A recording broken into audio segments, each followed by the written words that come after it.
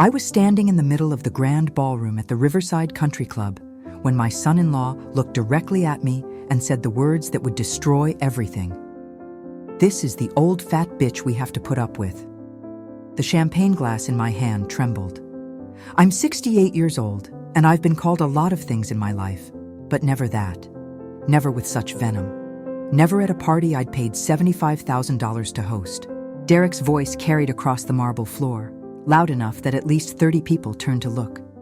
His groomsmen burst into laughter, the kind of cruel, sharp laughter that cuts through music and conversation like a knife. I watched my daughter Melissa, my beautiful girl in her $12,000 wedding dress, smile uncomfortably and look down at her shoes.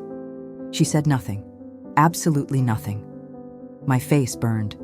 The room felt like it was tilting, like I was standing on the deck of a ship in a storm.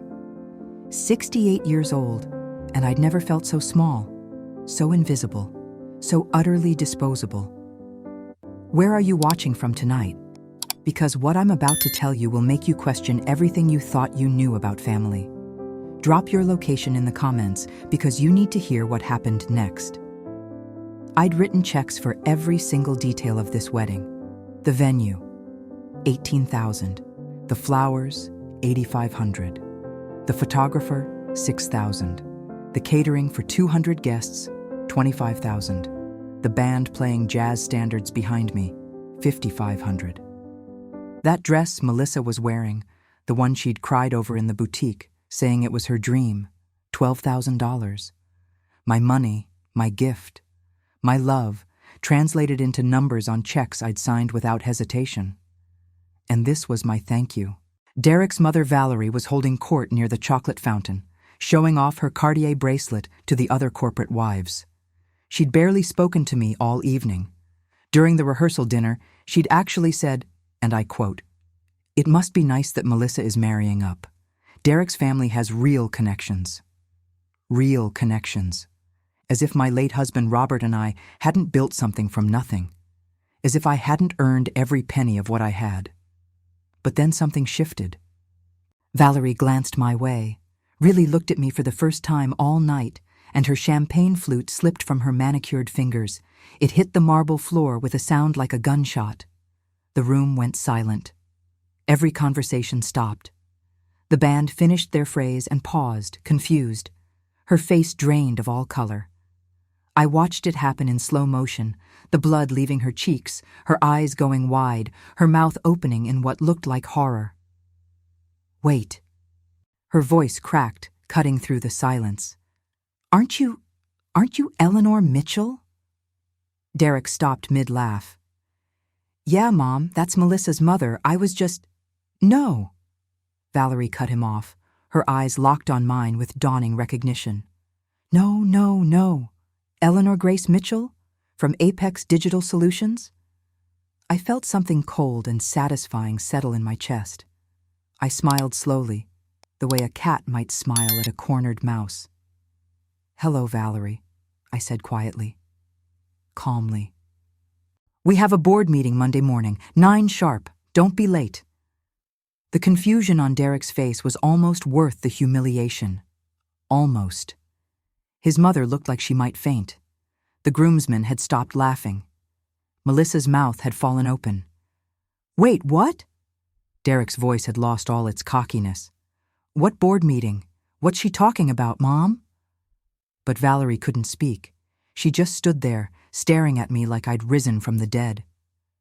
You see, 3 days before I walked into that ballroom, I'd done something Derek and his family never saw coming. Something that would change everything. But to understand what I did, and why his mother looked like she'd seen a ghost, I need to take you back 6 months. Back to when this whole nightmare began. Let me start at the beginning. My name is Eleanor Grace Mitchell, and 6 months ago, I thought I knew exactly who I was. I'm 68 years old. For 42 years, I was married to Robert Mitchell, my college sweetheart, my business partner, my best friend. We built Apex Digital Solutions together in our garage back in 1985, back when most people didn't even own a computer. Robert handled the hardware side, and I wrote the software. By the time we sold the company 3 years ago, we had 200 employees and contracts with half the Fortune 500. The sale brought in $340 million. After taxes, after dividing it up, after setting aside trust funds and investments, I walked away with enough money that I'd never have to worry about anything again. Neither would Melissa, our only daughter. But Robert never got to enjoy any of it. He died 7 months after we signed the papers. Sudden heart attack while working in our garden. One moment, he was laughing about something our neighbor had said. The next moment, he was gone. I sold our big house in the suburbs after that. Too many memories, too many empty rooms. I bought a modest 3-bedroom ranch on a quiet street and learned how to live alone. I drove my old Honda, wore my comfortable clothes from Target, and tried to figure out who Eleanor Mitchell was without Robert by my side. Melissa was wonderful during that time. She called every day, visited every weekend. We'd have lunch together, go shopping, talk about her work as a graphic designer. She was 31 when her father died, independent and successful. But she made time for me. I was so grateful. Then, about 18 months ago, everything changed. Melissa met Derek Thompson at a charity gala I'd dragged her to. He was 29, handsome in that polished way that comes from expensive schools and country club memberships, investment associate at some hedge fund downtown. He wore a suit that probably cost more than my entire wardrobe, and when he smiled, it was like watching a commercial for toothpaste. "Mom, he's amazing," Melissa told me after their 3rd date. Her eyes were shining. "He's so sophisticated. He knows about wine and art and all these places I've never been. He wants to take me to Paris for our 1-month anniversary. Can you believe it?" I was happy for her. Truly, I was. She deserved someone who treated her well, who made her feel special. And Derek seemed attentive. He sent flowers. He remembered details. He called when he said he would. But something felt off. I couldn't put my finger on it at first. The engagement came fast, 6 months after they met. Derek proposed at some fancy restaurant with a ring that must have cost $50,000. Melissa called me crying, ecstatic, and I told her I was thrilled, and I meant it. Mostly. "We want a summer wedding," she said. "Something elegant. Derek's family is well, they're used to a certain standard, Mom.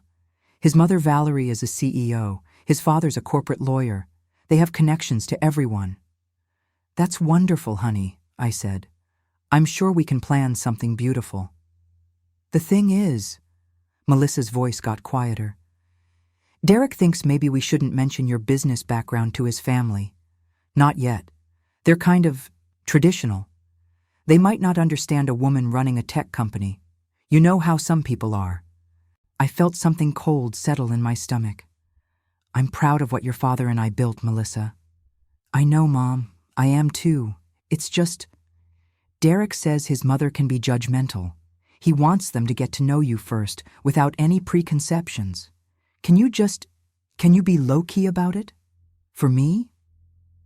I should have said no. I should have asked why my accomplishments were something to hide.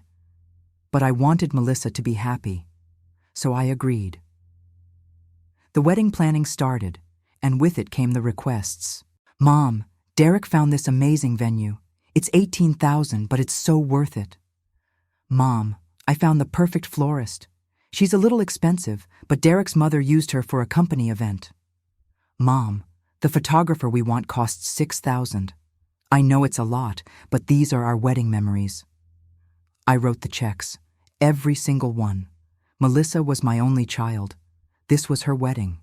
If I couldn't spoil her now, when could I? But then I met Valerie Thompson.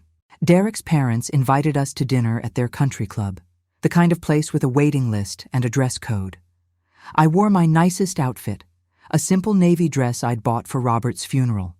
Melissa had suggested I buy something new, but I saw no reason to. Valerie looked me up and down when we were introduced, and her smile didn't reach her eyes. "Eleanor," she said, making my name sound like a question. "Melissa tells me you're retired?" "Yes," I said. My husband and I ran a small business, software development. How quaint, Valerie said, already looking past me towards someone more interesting. Derek's father and I have always believed in building real legacy businesses, multi-generational wealth. You understand? I understood perfectly. I understood that she'd dismissed me as irrelevant in under 30 seconds. At dinner, Valerie dominated the conversation. She talked about her marketing firm, her important clients, her vacation home in the Hamptons. When I tried to contribute, she'd smile politely and change the subject. "It must be nice that Melissa's marrying up," she said at one point, loud enough for the whole table to hear. "Derek's family has real connections. We can open doors for her." Melissa squeezed my hand under the table but said nothing. Over the next few months, things got stranger. Derek started showing up at my house unannounced. "Just checking on you, Eleanor," he'd say, but his eyes would roam my living room, taking inventory. Once, I came back from grocery shopping to find him in my home office. He claimed Melissa had given him a key, and he was looking for the bathroom. But my office was on the second floor, and there was a bathroom on the first. The wedding budget kept growing. The dress went from $8,000 to $12,000. The catering jumped from $20,000 to $25,000. Every time, Melissa would call apologetically, and I'd write another check. "You're being too generous," my neighbor Patricia told me one afternoon. She'd seen Derek's car in my driveway again while I was out. "Something about that boy doesn't sit right with me." "He's just attentive," I said. But even I didn't believe it anymore. Then came the rehearsal dinner, 2 days before the wedding. Derek pulled me aside at the restaurant, another country club, another dress code I barely met. "Eleanor, I wanted to talk to you about something. After the wedding, Melissa and I think maybe you should consider simplifying. That house is probably too much for you to maintain alone. We could help you find a nice assisted living community, something manageable." I was 68, not 90. I ran 5 miles 3 times a week. I managed my own investments. I had a sharper mind than most people half my age. "I'm quite capable of managing my own life, Derek," I said quietly. His smile tightened. "Of course. I just think maybe you're not seeing how hard it is for Melissa, worrying about you all alone in that big house. We're family now. We should help each other." That's when I noticed his eyes weren't on my face. They were on my jewelry, my mother's diamond earrings, the ones worth about $30,000. Something clicked into place. I excused myself and went to the bathroom. My hands were shaking as I gripped the sink. In the mirror, I saw a woman who'd been a fool, a generous fool, a trusting fool. I pulled out my phone and called my attorney, Marcus Chen. We'd worked together for 20 years. "Marcus," I said quietly, "I need you to do some research for me. Derek Thompson. Everything you can find. Employment, financials, everything. And I need it before the wedding." "Eleanor, what's going on?" His voice was concerned. "I think my daughter is marrying a con artist," I said. "And I think I've been funding my own daughter's mistake. I need to know what I'm dealing with. Can you help me?" "I'll start first thing tomorrow morning," Marcus said. "But Eleanor, if this is what you think it is, what are you going to do?"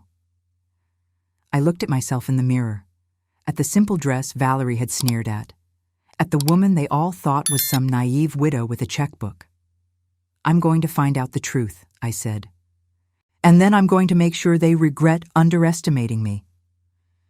I walked back to the dinner table with a smile on my face. But inside, everything had changed. The fog had lifted, and I was ready to see exactly what my generosity had bought. Marcus called me the morning after the rehearsal dinner. "Eleanor, we need to talk, in person." His voice had that careful, measured tone he used when delivering bad news to clients. "Can you come to my office today?" I drove downtown with my hands gripping the steering wheel too tightly. The wedding was in 2 days. Whatever Marcus had found, it was serious enough that he couldn't wait until after. His office was on the 32nd floor of a glass tower downtown. I'd been there dozens of times over the years, for contract negotiations, for the sale of Apex Digital, for estate planning after Robert died. But I'd never walked in feeling quite like this. Like I was about to have my worst suspicions confirmed. Marcus closed the door and gestured to the leather chair across from his desk. He looked like he'd been up all night. There were 3 file folders on his desk, each one thick with papers. "Tell me," I said simply. He opened the first folder. Derek Thompson, 29 years old, works or worked as an associate at Hendrick & Cole Investment Management. I say worked because he was put on performance probation 3 months ago. His numbers are terrible. He's made several high-risk investments with client money that went south. The firm is deciding whether to terminate him or demote him to a junior position. My stomach tightened. Melissa doesn't know this. I doubt it. He's been maintaining appearances, still going to the office every day, still wearing the expensive suits. Marcus slid a paper across to me. This is his credit report. He has $212,000 in debt. Credit cards, a car loan he can't afford, a line of credit he maxed out trying to cover trading losses. $200,000. I looked at the numbers and felt something cold settle in my chest. "There's more," Marcus said quietly. He opened the second folder. I had a colleague do some digging into his social circle. Derek's been telling people, specifically telling potential business partners, that he's about to marry into significant wealth. He's quoted figures ranging from at least $500 million to possibly close to $1 billion. $1 billion? My voice came out sharper than I intended. Where would he even get that number? "I think he Googled you," Marcus said. "Or tried to.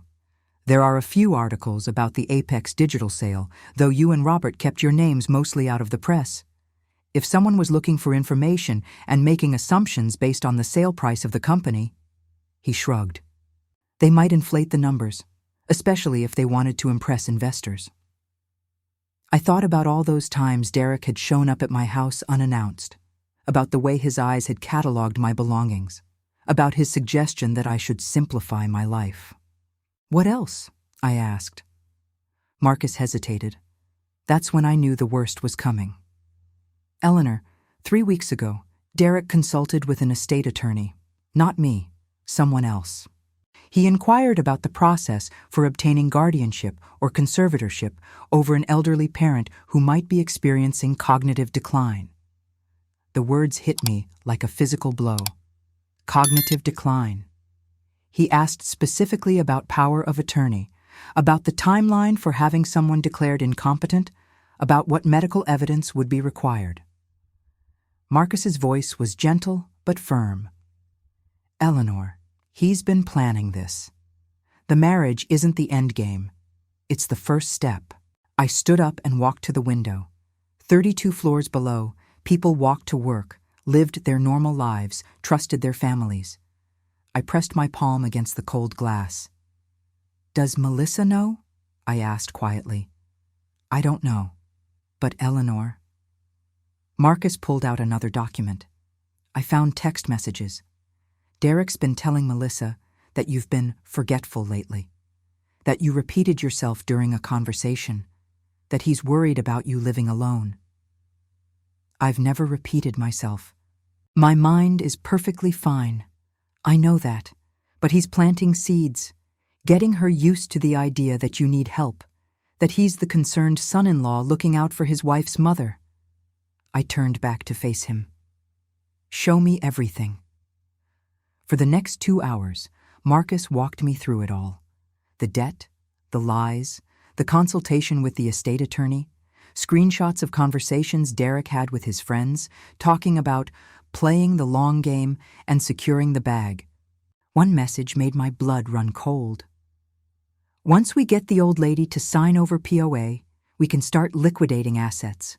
The house alone is worth at least $800K. The old lady. That's what I was to him. Not Eleanor, not Melissa's mother, not the woman who'd built a company from nothing, just an obstacle with a bank account. "There's one more thing," Marcus said. He opened the third folder, and I saw Valerie Thompson's name on the first page. I did some research on Derek's family while I was at it. Valerie Thompson is CEO of Thompson & Associates Marketing. Mid-sized firm, about 40 employees, handles corporate branding and digital marketing. She made it very clear how successful she is, I said dryly. She's successful, but the company is struggling. They lost 2 major clients in the past year. Revenue is down 30%. They're in the middle of negotiation talks with a potential buyer, but those talks have stalled. Word in the industry is that Valerie is desperate for an acquisition. She needs to sell before the company's value drops any further. Something clicked in my mind. How desperate? Marcus caught my tone. He looked at me carefully. Eleanor, what are you thinking? Who's trying to buy the company? A few different firms, but no one's made a serious offer.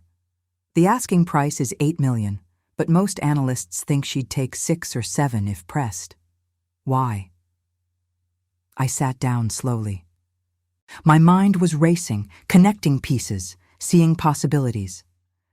Can a company be purchased through a shell corporation? Something that wouldn't immediately reveal the buyer's identity? Marcus leaned back in his chair. Yes, it's done all the time, especially in acquisitions where the buyer wants to avoid publicity or prevent the price from being inflated. Eleanor, are you seriously considering what would I need to do it? He was quiet for a moment. Then he pulled out a legal pad and started writing. You'd need to set up an LLC, choose a name that doesn't connect to you. Use a registered agent to file the paperwork. Structure the purchase through that entity. The seller wouldn't know who the actual buyer is until the deal closes, and even then, only if you choose to reveal it. How long would it take? To set up the LLC? A few days? To make an offer and close the deal? He calculated. If you moved fast and offered cash, maybe 2 to 3 weeks. Less if you incentivize speed. I thought about Valerie's face at that dinner, her casual dismissal, her condescension, her son's cruelty, and I thought about walking into that wedding reception as the woman they all underestimated and walking out as Valerie's boss. Do it, I said. Set up the LLC today. I want to make an offer by Monday morning. Eleanor. Marcus's voice was serious. This is a multi-million-dollar purchase. You'd be acquiring a company out of... What? Revenge? Not revenge, I said quietly. Strategy. Derek is planning to steal from me.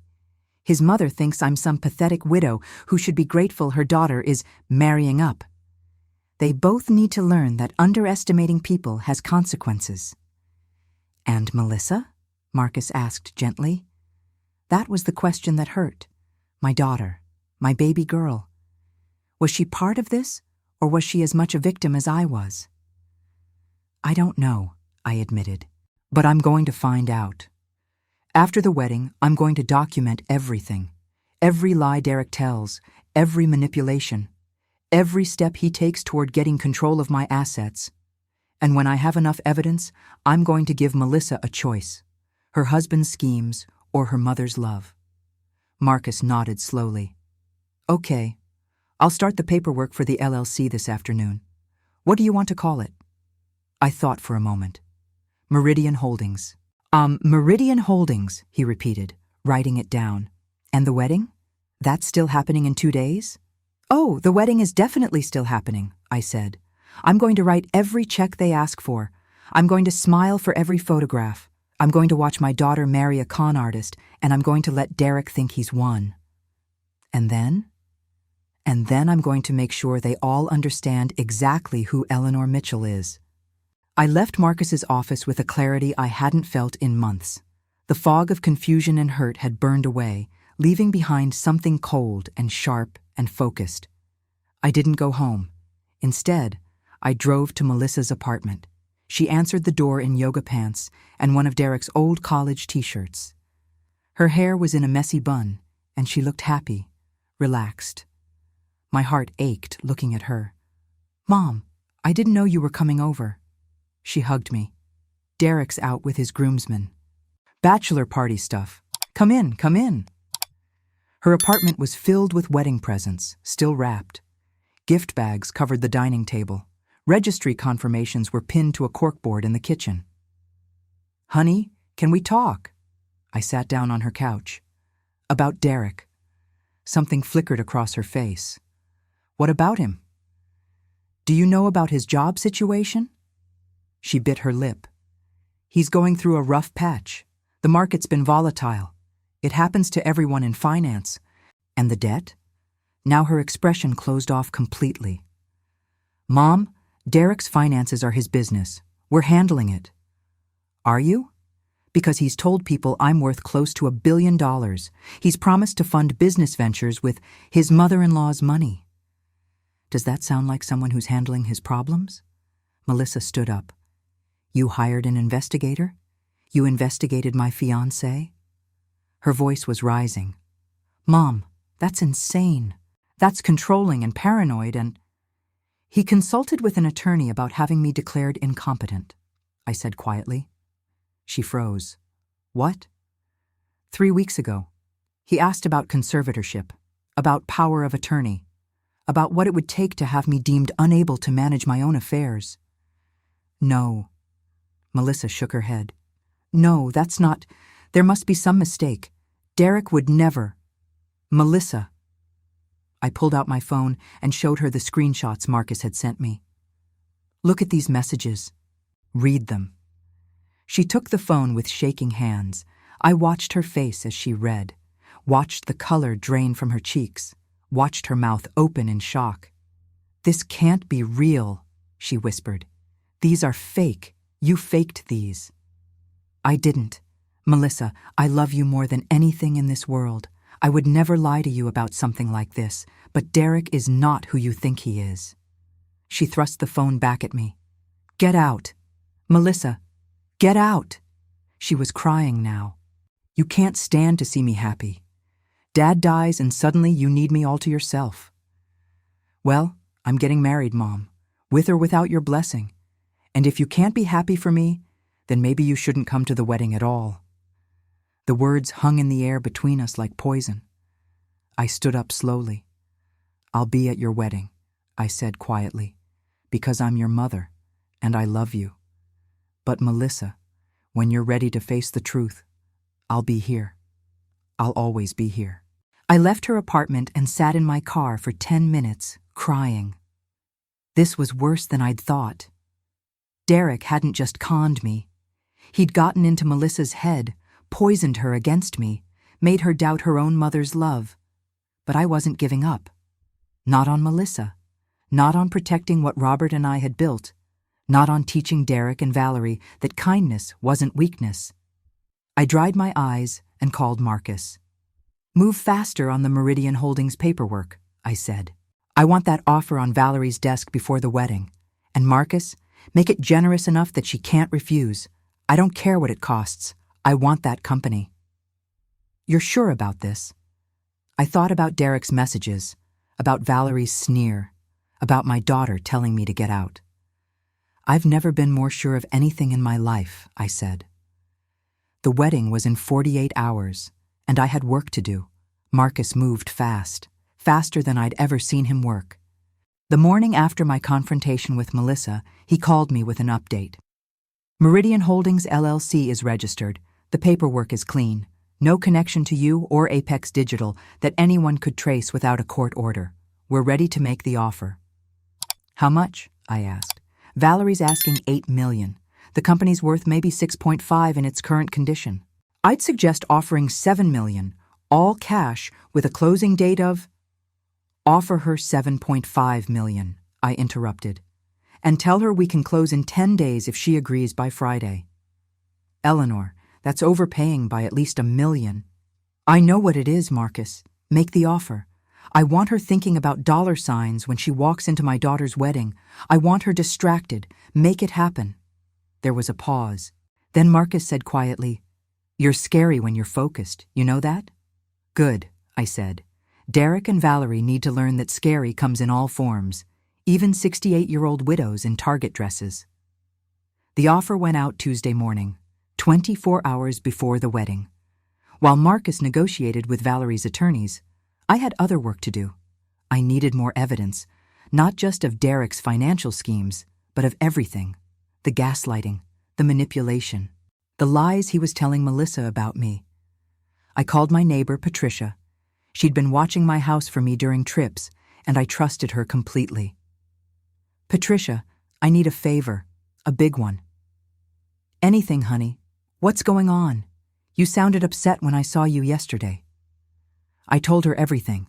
The whole story spilled out. Derek's debt, the consultation with the estate attorney, the messages about securing the bag, Melissa's rejection of the truth. When I finished, Patricia was silent for a long moment. "That son of a bitch," she finally said. "What do you need me to do?" "I need you to be my witness. Derek's been showing up at my house when I'm not home. Next time he does, I want you to document it. Take photos through the window. Record audio if you can. I need proof that he's entering my home without permission." "Consider it done.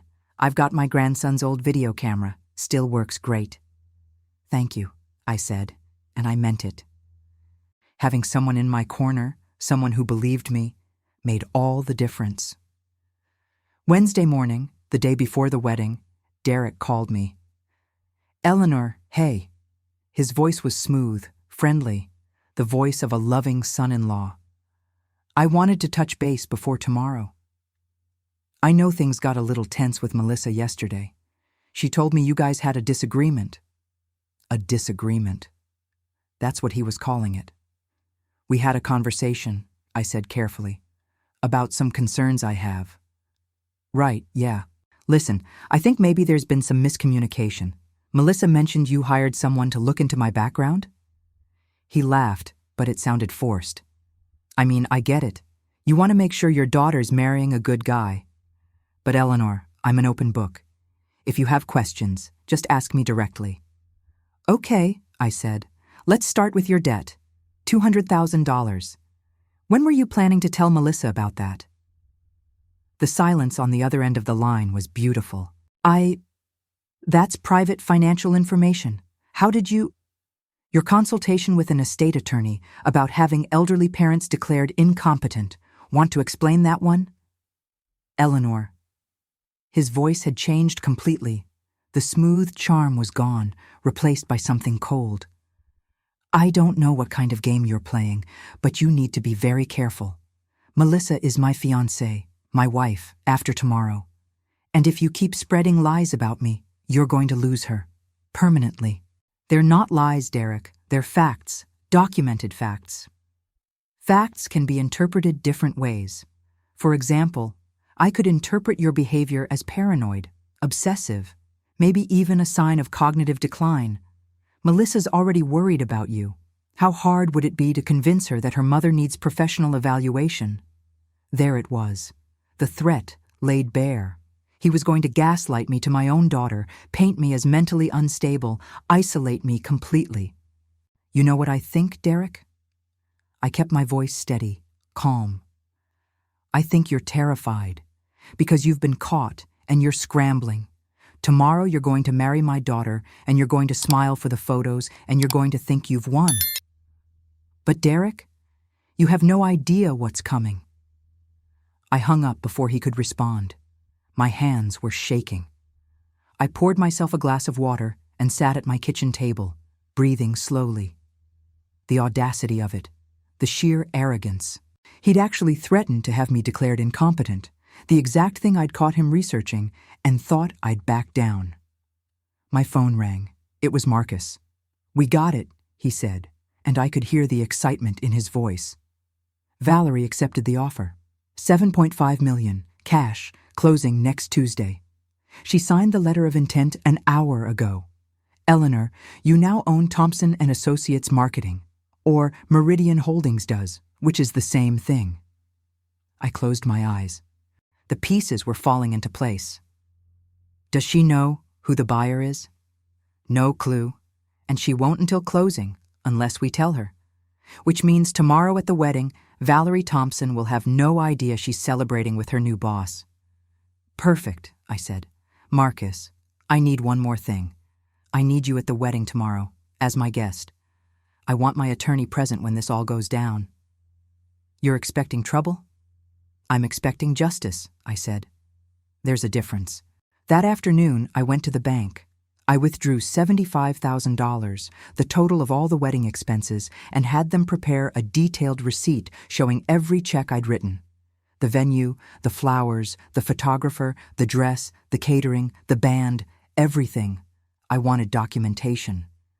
Not because I wanted my money back, but because I wanted Derek and Valerie to know, in specific dollar amounts, exactly what my generosity had cost. I wanted them to see the number and understand that I'd paid for the stage on which their humiliation would play out. As I drove home, my phone rang. It was Melissa. Mom. Her voice was small, uncertain. Can we talk? My heart leaped. Of course, honey, anytime. Not now, after the honeymoon. Derek and I are going to Bali for 2 weeks. When we get back, I think we need to have a real conversation about everything. It wasn't the full reconciliation I wanted, but it was something. A crack in the wall Derek had built between us. I'd like that, I said carefully. Melissa, I love you. Whatever happens, that never changes. I know, she whispered. Mom, I'm scared. About tomorrow. About everything. What if you're right? Then we'll deal with it together, I said. But honey, tomorrow is your wedding day. You should be happy. You should be excited. If you're feeling doubt, I have to go, she said quickly. Derek's home. I'll see you tomorrow, okay? She hung up before I could respond. I sat in my driveway staring at my phone. She was scared. She was doubting. But she was still going through with it. Still choosing Derek, at least for now. That evening, Patricia called. You're not going to believe this, she said. Derek was just here, at your house. I got everything on video. What was he doing? He let himself in with a key, must have made a copy at some point, spent about 20 minutes inside. I couldn't see everything, but it looked like he was going through papers in your office, taking photos with his phone. Eleanor, he's building a case, looking for anything he can use to make you look incompetent or unstable. Did you get clear footage of him entering and leaving? Crystal clear, time-stamped and everything. I'll email it to you tonight. Patricia, you're a lifesaver. Honey, that boy doesn't know who he's messing with. But he's going to find out tomorrow, isn't he? Yes, I said. He definitely is. I spent that evening preparing. I printed out every document Marcus had gathered, every bank statement showing Derek's debt, every text message about securing the bag and playing the long game, the consultation notes from the estate attorney, Patricia's video footage of Derek illegally entering my home. I put it all in a leather portfolio, organized, professional, irrefutable. Then I laid out my outfit for the wedding. Not the simple dress Valerie had sneered at. This time I'd bought something new, elegant, expensive. A dove gray silk suit that cost more than most people's monthly rent. Subtle diamond jewelry that Robert had given me for our 20th anniversary. Shoes that looked understated but carried a designer label. I wanted to look like exactly what I was. A woman who'd built an empire, sold it for 9 figures, and had absolutely nothing to prove to anyone. But tomorrow, I'd prove it anyway. I barely slept that night. I kept thinking about Melissa's voice on the phone. The fear, the doubt. My baby girl, caught in the web of a con artist, and I was about to set fire to her wedding day to save her. Was I doing the right thing? Or was I about to destroy my relationship with my daughter forever? At 3 a.m, I got out of bed and opened my laptop. I typed an email to Melissa, one I wouldn't send until after the wedding, after everything came out. My darling girl, I wrote, by the time you read this, you'll know everything. You'll know what Derek planned. You'll know what I did to stop him. And you might hate me for it. You might think I ruined the happiest day of your life. But Melissa, I would rather have you hate me and be safe than love me and be destroyed. That's what mothers do. We make the hard choices. We take the hits. We sacrifice everything, even our children's love, to protect them. I hope someday you'll understand. I hope someday you'll forgive me. But even if you don't, I'll know I did the right thing. I'll always love you. Mom. I saved it as a draft and closed my laptop. Friday morning, the wedding day, I woke up at 6. I did my makeup carefully, styled my hair, put on that expensive suit and those diamond earrings. When I looked in the mirror, I saw a woman who'd been underestimated her entire life and had turned that underestimation into a superpower. My phone buzzed. A text from Marcus. Confirmed. Valerie signed final docs for the acquisition this morning. Deal closes Tuesday. You're officially her boss in 96 hours. Break a leg today. I smiled. At noon, I drove to the Riverside Country Club, the venue I'd paid $18,000 to rent. The flowers I'd spent $8,500 on were everywhere. White roses and orchids, exactly what Melissa had wanted. The photographer I'd hired for $6,000 was setting up his equipment. Everything was perfect, beautiful, exactly what a daughter's wedding should be. And in a few hours, I was going to turn it into a battlefield. But not yet. First, I had a wedding to attend, my daughter's wedding. Because no matter what happened after, Melissa deserved to have her mother standing beside her when she said, "I do." Even if those words were the biggest mistake of her life. The ceremony was beautiful. I sat in the third row, not the first, where mothers of the bride traditionally sit, but the third, because Valerie had insisted her family needed more space up front.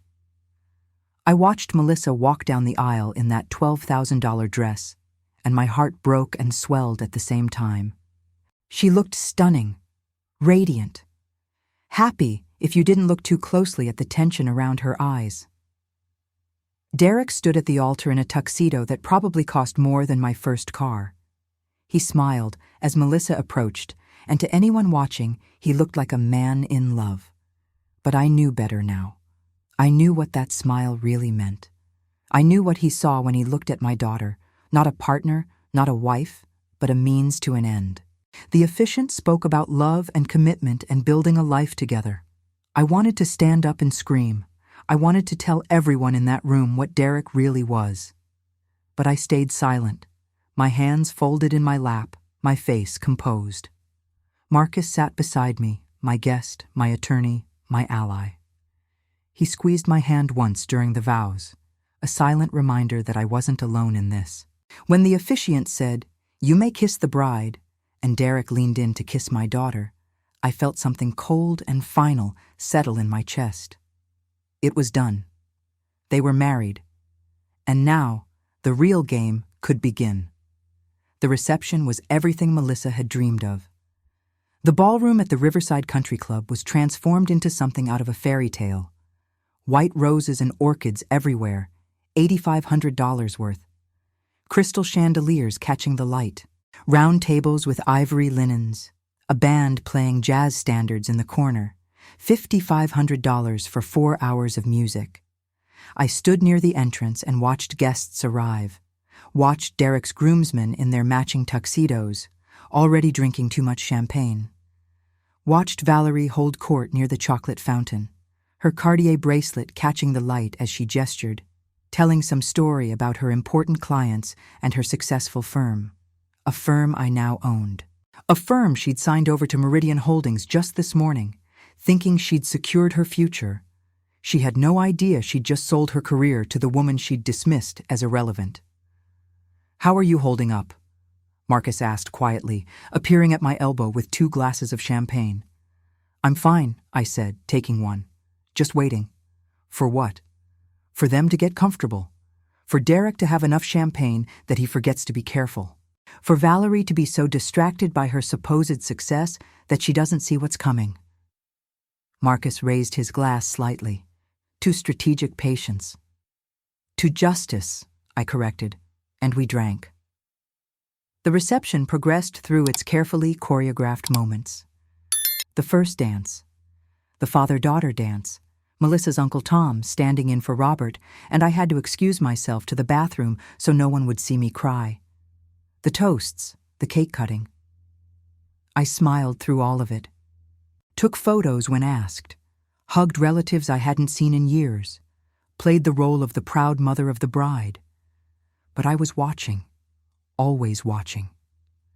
I watched Derek glad hand his way through the room, introducing Melissa to his hedge fund colleagues, making connections, networking even at his own wedding.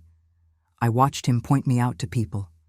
I was too far away to hear, but I could read his body language, the dismissive gesture, the way he looked at me, and then said something that made his friends laugh. I watched Valerie dominate conversations, name-dropping, showing off, making sure everyone knew how successful she was, how her company was thriving, how her son had married such a sweet girl, even though she came from modest circumstances. Modest circumstances. I'd built a $340 million company from a garage. As the evening wore on, I noticed Derek drinking more, his voice getting louder, his charm becoming more forced, more aggressive. He was celebrating, not just the marriage, but what he thought it represented. Victory, access, the beginning of his long con. Around 9 o'clock, I found myself standing alone near the edge of the ballroom. Most guests were on the dance floor or clustered around the bar. I was taking a moment, breathing, preparing myself for what was about to come. That's when I overheard it. Derek was standing 20 feet away with his groomsmen. His back was to me. He didn't know I was there. "Dude, you did it," one of the groomsmen said, slapping Derek on the back. "You actually married into money." "It's not about the money," Derek said, but his laugh said otherwise. "Okay, it's totally about the money. You should see the house. Paid off. Investment accounts I haven't even gotten access to yet. And the old lady's sitting on at least 500 mil, probably more." "And she just lets you guys handle everything?" another groomsman asked. "Not yet," Derek said. "But she will. She's already showing signs. Forgetful, repeating herself. Give it 6 months and we can start the incompetency process. Then it's all ours." My hands started shaking. I'd known he was planning this. I'd seen the documentation. But hearing him say it out loud, hearing the casual cruelty in his voice, made it real in a way nothing else had. "What about your mom?" someone asked. "She happy about all this?" Derek laughed. "My mom's just happy I'm settling down with a nice girl. She has no idea what Melissa's family is actually worth.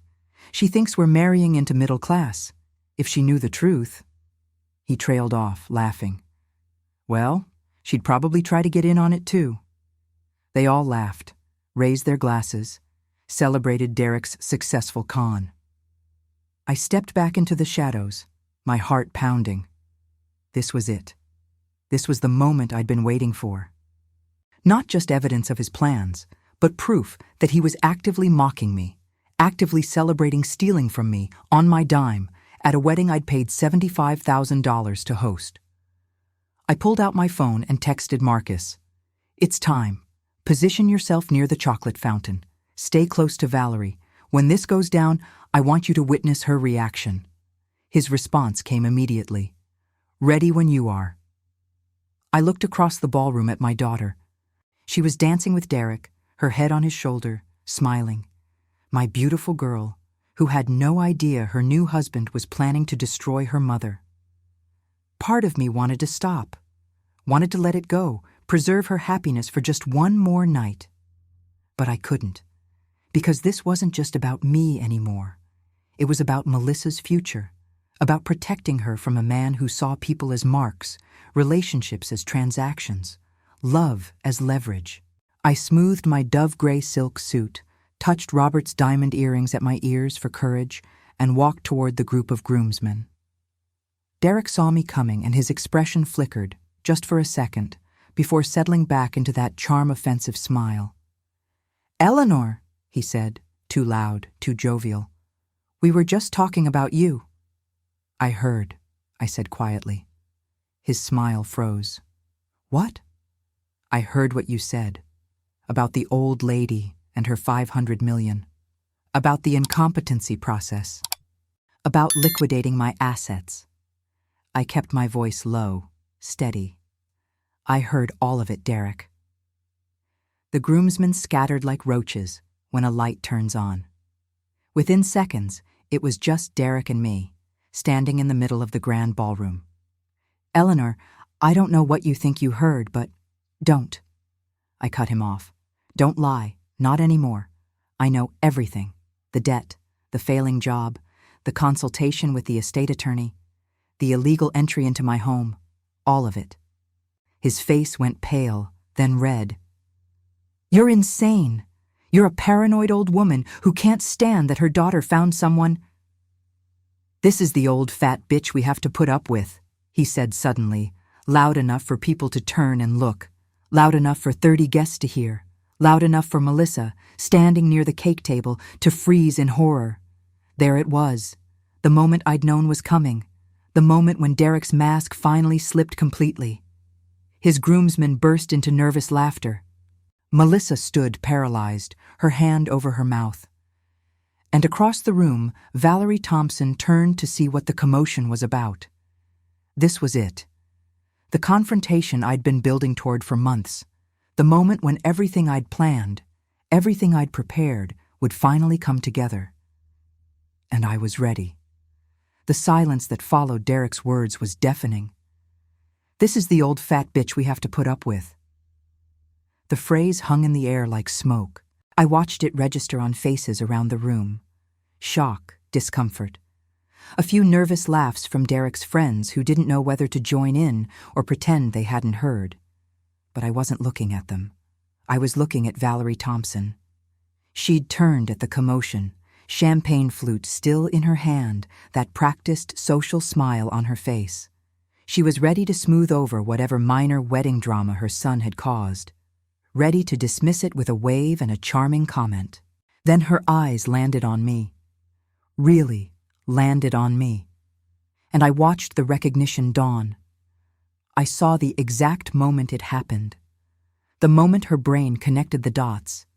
The woman in the dove-gray silk suit, the diamond earrings, the name she'd heard somewhere before but couldn't quite place until now. Eleanor Grace Mitchell. Her champagne flute slipped from her fingers. The crystal shattered on the marble floor with a sound like a gunshot. Every conversation in the ballroom stopped. The band finished their phrase and went silent. 200 people turned to look. Valerie's face drained of all color. Her mouth opened, then closed, then opened again. "Wait." Her voice came out as a whisper, then stronger, carrying across the silent room. Aren't you Eleanor Mitchell?" Derek looked at his mother, confused. "Yeah, Mom. That's Melissa's mother. I was just—" "No." Valerie cut him off. Her eyes were wide, locked on mine with dawning horror. "No, no, no. Eleanor Grace Mitchell? From Apex Digital Solutions?" I smiled. It was a cold smile, a smile that had nothing to do with happiness and everything to do with justice. "Hello, Valerie," I said quietly. The acoustics in the ballroom were perfect. My voice carried to every corner. "We have a board meeting Monday morning, 9 sharp. Don't be late." The confusion on Derek's face was beautiful. "What? What board meeting? What is she talking about?" But Valerie couldn't speak.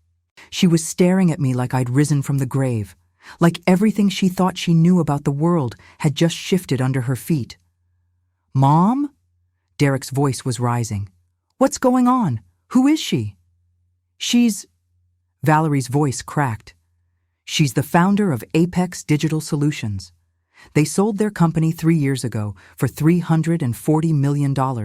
She couldn't finish the sentence. I watched the information process through Derek's champagne-soaked brain, watched him do the math, watched him realize that the modest circumstances he'd been mocking, the simple widow he'd been conning, was worth more than he'd ever imagined. "But you said you had a small business," Derek stammered. "Software development. You said—" "I said we ran a software development company," I corrected quietly.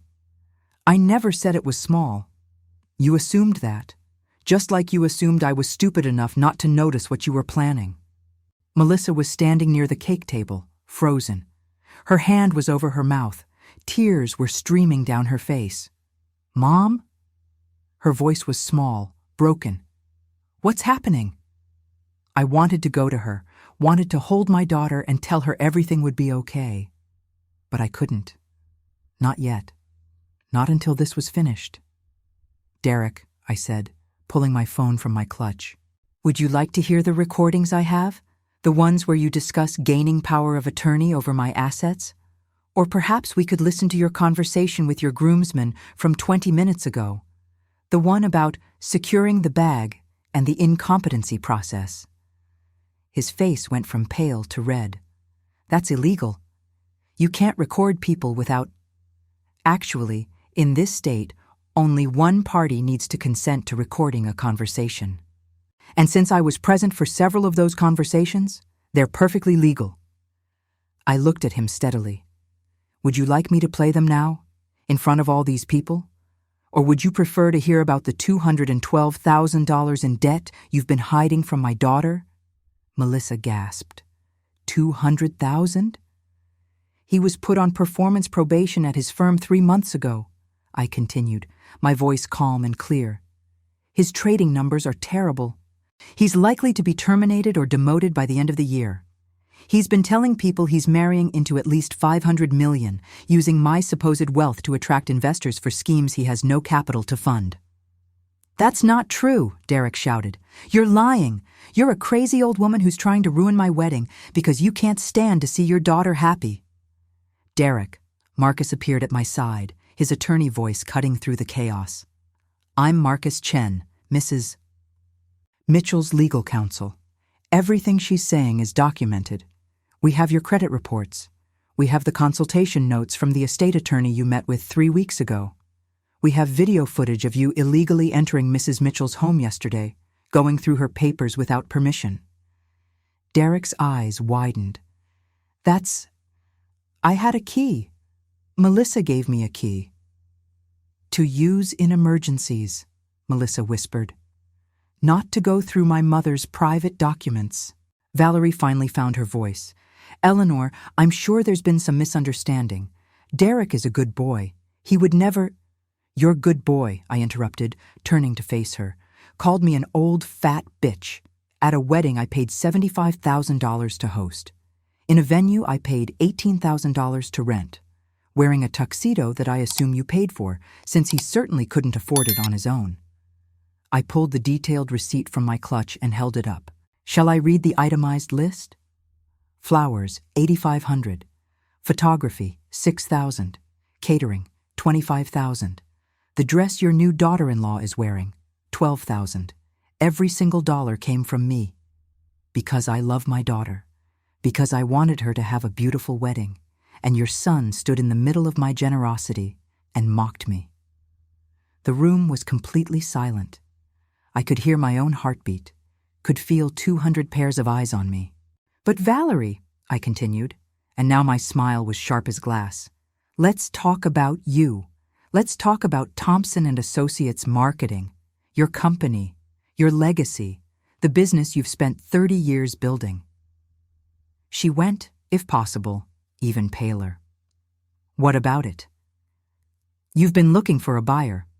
Revenue down 30%. 2 major clients lost in the past year. You were desperate for an acquisition. Someone to save you before the value dropped any further. How do you—" She trailed off, her face stricken. "This morning," I said slowly, savoring each word, "you signed papers selling Thompson and Associates to Meridian Holdings LLC for $7.5 million. Cash. Quick closing. You were thrilled, weren't you? Thought you'd secured your future, saved your company, got a good price." Valerie nodded, barely breathing. "Meridian Holdings," I said, "is my company. I created it specifically to purchase Thompson and Associates. Which means, Valerie, that as of this morning, I own your firm. I am your boss. And on Monday morning, at 9 a.m. sharp, you and I are going to have a very long conversation about your future employment." The sound Valerie made was somewhere between a gasp and a sob. She stumbled backward, her hand grabbing the edge of a table for support. You can't," she stammered. "I can. And I did, because you, like your son, made the mistake of underestimating me. You looked at my simple clothes and my modest car, and you dismissed me as irrelevant, as someone whose daughter was lucky to marry up into your family. You had no idea who I was because you were too busy judging me to actually see me. Derek was backing away, his face a mask of panic. This is insane. You're all insane. Melissa, we're leaving. Get your things. No. Melissa's voice cut through his panic. She was looking at him with something I'd never seen on her face before. Clarity. Cold, hard clarity. No, Derek, I'm not going anywhere with you. Baby, she's lying. She's manipulating you. Can't you see? I can see perfectly, Melissa said. Her voice was shaking but firm. I can see that you lied to me about your job, about your debts, about my mother. I can see that you called her a bitch in front of 200 people. I can see that you were planning to steal from her, from my family. I was protecting us. Derek's voice was desperate now. Your mother is getting old. Someone needs to manage her affairs. I was trying to help. By having her declared incompetent? Melissa's voice broke. By planning to liquidate her assets? That's not help, Derek. That's theft. I pulled out the leather portfolio I'd prepared, opened it to reveal the documents inside. Derek, would you like to see the text messages where you told your friends you were playing the long game with the old lady? Or perhaps the one where you discussed which of my assets to liquidate first? My house, maybe? The one worth $800,000 that you mentioned to your friend Brad? Derek lunged for the portfolio. Give me that! Marcus stepped between us instantly. Touch her, and I call the police. We're past words now, Mr. Thompson. We're into criminal territory. Elder financial abuse, attempted fraud, illegal entry. Would you like to keep going? Derek stopped, breathing hard. His eyes were wild, cornered. You know what hurts the most? I said quietly. And now I let the emotion show. Let the pain crack through the ice. Not that you tried to steal from me. I've dealt with worse in 40 years of business. It's that you made my daughter doubt me. You poisoned her against her own mother. You made her think I was paranoid, controlling, crazy. You took the grief of a widow and twisted it into a weapon against her. My voice broke on the last words. Melissa was crying openly now. You looked at me and saw a mark, I continued, an obstacle, a bank account with an inconvenient person attached. You never saw me as human, as someone who built something from nothing, as someone who loved her daughter enough to write every check you asked for, even while you were plotting to destroy me. I turned to Valerie. And you. You looked at me and saw someone beneath you, someone whose daughter was lucky to marry your son. You had no idea that I was evaluating you the entire time, that every dismissive comment, every condescending smile was being catalogued. You thought success was about designer clothes and country club memberships and name-dropping. You have no idea what real success looks like. Valerie was crying now, mascara running down her face. Eleanor, please. The company is my life. My father started that firm. It's all I have. Please don't what? I asked. Don't hold you accountable? Don't expect professionalism from my employees? Valerie, your position will be reviewed. Your treatment of subordinates will be audited. If you've run that company with the same entitled condescension you showed me, then yes, there will be changes. Major changes. I looked around the ballroom, at the 200 guests watching this unfold, at the beautiful decorations I'd paid for, at my daughter in her wedding dress, crying. This reception is over, I said clearly. The bar is closed. The band can stop playing. Everyone can go home. The bride and groom need time to figure out if they even have a marriage worth saving. I walked over to Melissa. She flinched when I approached, and that hurt more than anything Derek or Valerie had done. Sweetheart, I said gently, I'm sorry. I'm sorry your wedding day turned into this. I'm sorry I didn't tell you sooner. But I couldn't let him do this to you. I couldn't let him destroy you the way he planned to destroy me.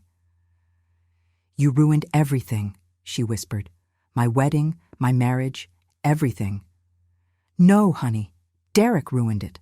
The moment he saw you as a means to an end instead of a person. The moment he decided your mother was an obstacle to overcome. I just made sure you saw it before it was too late to save yourself. I touched her face gently, wiping away a tear. You can hate me if you need to. You can blame me for all of this.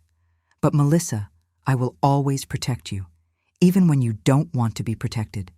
That's what mothers do. I turned and walked toward the exit.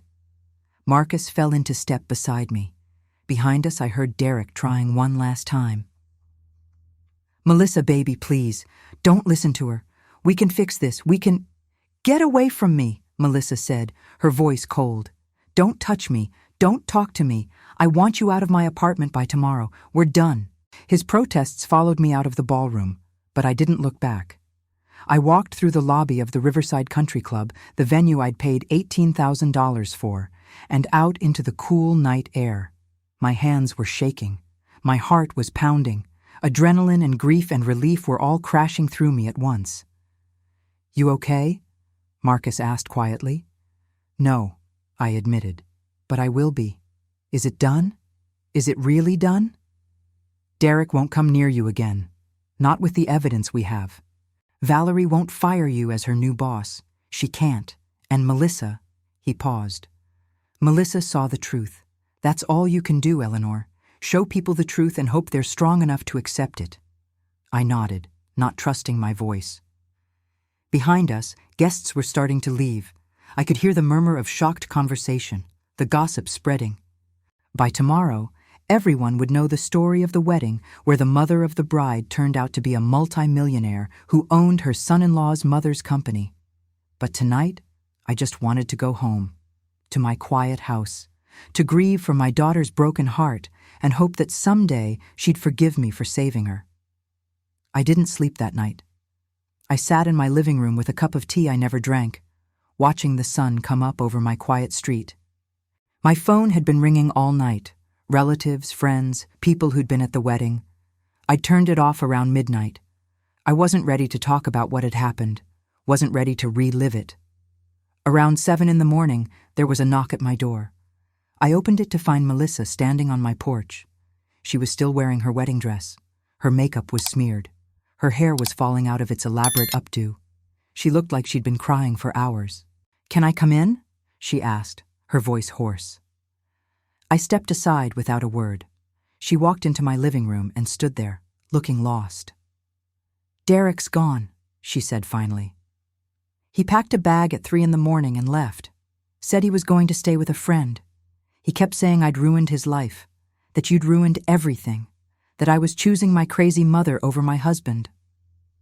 I waited, didn't speak, just let her talk. I called off the honeymoon, canceled the flights, the hotel, everything. She laughed bitterly. $8,500 down the drain. But I guess that's nothing compared to what you spent on the wedding. Melissa, no, let me finish. She took a shaky breath. I spent all night going through Derek's things, his laptop, his files. Mom, there's so much more than you even know. Investment schemes he was planning to pitch to your contacts, a whole business plan based on using your name and reputation. He had spreadsheets, projections. He'd been planning this for over a year. Her voice broke. I was so stupid, so blind. You tried to tell me and I threw you out. I called you paranoid and controlling and... She couldn't finish. She just stood there crying. I crossed the room and pulled my daughter into my arms. She collapsed against me, sobbing like she used to when she was little and had scraped her knee or lost a friend. You weren't stupid, I said quietly. You were in love. And he was very, very good at manipulation. That's what con artists do, honey. They make you doubt your own instincts. They isolate you from the people who love you. It's not your fault. But I chose him over you. I told you not to come to my wedding. And I came anyway, because I'm your mother. That's what mothers do. We stood there for a long time, holding each other. When she finally pulled away, her eyes were red, but clear. What happens now? She asked. Now, I said gently, we figure out how to move forward. Together. The next 3 months were complicated. Melissa filed for annulment. Derek fought it at first, then gave up when Marcus presented him with the alternative: criminal charges for elder financial abuse and illegal entry. The annulment went through in 6 weeks. The marriage that had cost $75,000 to start ended with a single judge's signature. Derek's career imploded exactly as I'd predicted. His firm terminated him 2 weeks after the wedding. Word had spread about what happened, about the debt, the schemes, the public humiliation. No reputable investment firm would touch him. Last I heard, he'd moved to another state and was working in car sales. I felt no satisfaction in his downfall, just relief that he was far away from my daughter. Valerie was a different story. That first Monday morning meeting was brutal. She walked into the conference room at Thompson & Associates, her company, now my company, looking like she'd aged 10 years. Her lawyer sat beside her. Marcus sat beside me. "Mrs. Thompson," I said formally, "let's discuss your future here." For the next hour, we went through everything: the company's financials, her management style, employee complaints that had been buried, clients who'd left because of her attitude. It wasn't pretty. "You have 2 options," I said finally. "You can stay on as a senior consultant, no longer CEO, but still involved in client relations.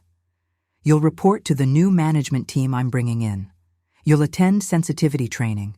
You'll learn to treat people with respect, regardless of their appearance or perceived social status. Or you can take a severance package and leave." She stared at me. "You're taking my company." "No," I corrected. "I bought your company. Fair and square. You signed the papers. You got your $7.5 million. What I'm offering you now is a chance to rebuild your reputation and maybe, just maybe, learn something about humility." She took the consultant position. She didn't have much choice. 6 months later, I'm surprised to say she's actually good at it. Without the pressure of running the whole show, Valerie's focused on what she does well: building client relationships. She's learning, slowly. She apologized to me last month, and it seemed genuine. "I judged you without knowing you," she said quietly over coffee. "I thought success meant designer clothes and country clubs. I didn't see that real success is what you built with your husband, what you protected for your daughter. I'm sorry." I accepted her apology, not because I'd forgiven everything, but because holding on to anger would only hurt me, and I'd had enough hurt. Melissa moved back in with me for a while, just a few months, while she figured things out. We spent evenings talking, really talking, for the first time in years. About her father, about Derek, about the future. "I want to go back to school," she told me one night. "Get my MBA, maybe work in business." I always thought I wasn't smart enough, but Derek made me feel stupid on purpose. He wanted me dependent. "You're brilliant," I said firmly. "You've always been brilliant, and I'll support whatever you want to do." She applied to 3 programs and got into all of them. She starts in the fall. We're close again. Not the same as before. Some trust was broken and needs time to fully heal. But we're building something new, something stronger, because it's based on honesty now. She asked me once why I did it, why I spent all that money on a wedding I knew would end in disaster. "Because you needed to see it for yourself," I said. "If I'd just told you, you wouldn't have believed me. You'd have thought I was jealous or controlling. But by letting it play out, by documenting everything, I gave you undeniable proof. I gave you the truth." "It must have hurt," she said quietly, "writing all those checks, knowing what he was." "It did," I admitted, "but you were worth it. You'll always be worth it." Today, I'm sitting on my back porch with my morning coffee, watching birds at the feeder. I'm 68 years old. I'm a widow. I'm a mother. I'm a businesswoman who built something from nothing and sold it for 9 figures. I'm also a woman who was underestimated, dismissed, and mocked by people who should have known better. And I'm a woman who refused to be anyone's victim. People ask me sometimes if I regret what I did, if I wish I'd handled it differently. The answer is no. Not for a second. Derek needed to be stopped. Valerie needed to be humbled, and Melissa needed to see the truth, even though it shattered her world temporarily. Was it messy? Absolutely. Was it painful? More than I can describe, but it was also necessary. Because here's what I've learned in 68 years. Kindness is not weakness, generosity is not stupidity, and being underestimated is only a disadvantage if you let it be. I used their dismissiveness against them. I let them think I was just some simple widow with a checkbook. And while they were busy mocking me, I was 3 steps ahead, building a case, acquiring a company, and protecting my daughter. That's not revenge. That's strategy. That's survival. That's what women have been doing forever, operating in the shadows, using what others think are weaknesses as weapons, protecting what matters. Melissa's coming over for dinner tonight. She's bringing her new boyfriend, a history professor she met at a coffee shop, someone who actually asked about her interests and listened to her answers. Someone who treats her like a partner, not a mark. I'm happy for her, proud of her. She's rebuilding her life on her own terms. And me? I'm building something too. I've started a foundation helping older women protect themselves from financial abuse, teaching them the warning signs, connecting them with attorneys and resources, making sure what happened to me doesn't happen to others. Because there are Derek Thompsons everywhere, charming men who see aging women as easy targets, as obstacles between them and an inheritance, as people whose dignity and autonomy don't matter. Well, I'm here to tell those men, we matter. We see you. And we're not as easy to fool as you think. Have you ever been underestimated because of your age, your appearance, your quiet demeanor? Has someone ever looked at you and seen a victim instead of a person? I'm here to tell you, use it. Let them underestimate you. Let them dismiss you. And while they're busy not taking you seriously, build your case. Gather your evidence. Protect yourself and the people you love. You don't need to be loud to be powerful. You don't need to be young to be strategic. You don't need anyone's permission to defend what's yours. I'm Eleanor Mitchell. I'm 68 years old. I built a tech empire, survived loss, exposed a con artist at his own wedding, and bought my tormentor's mother's company out from under her. And I would do it all again in a heartbeat. If this story resonated with you, leave a comment telling me where you're watching from. Share your own story of being underestimated. And remember, they can take your money, your time, even your patience. But they can never take your dignity unless you give it away. Don't give it away. Subscribe if you want to hear more stories like this. Stories of women who refuse to be diminished. Stories of quiet power and strategic justice. This is my story. What's yours?